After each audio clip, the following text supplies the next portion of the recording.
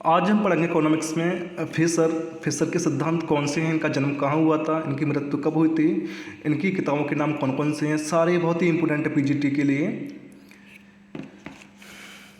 तो देखिए, इनका जन्म हुआ था 1867, मृत्यु 1947। इनकी बुक के नाम आप देख लीजिए, आप कॉपी कर लीजिए।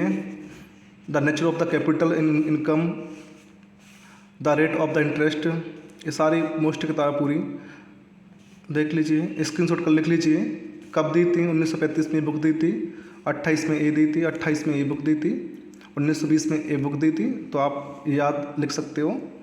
बच्चों के आर्थिक विचार कौन कौन से थे?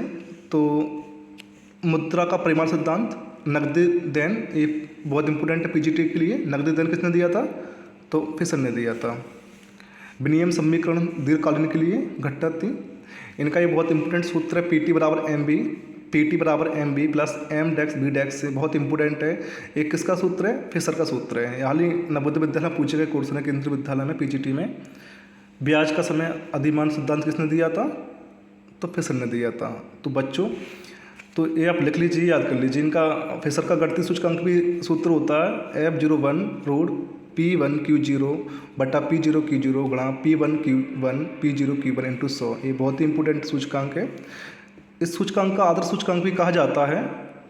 आप लिख लीजिए, फिशर का सूचकांक पास तथा लेस पेयर की गुणोत्तर मध्य पर आधारित है। मतलब इनका सूचकांक है ना, वो पास है लेस पेयर की जो विधि है, जो गुणोत्तर मध्य उनकी उनके उनके मतलब उस पर आधारित है। कौन? फिशर का।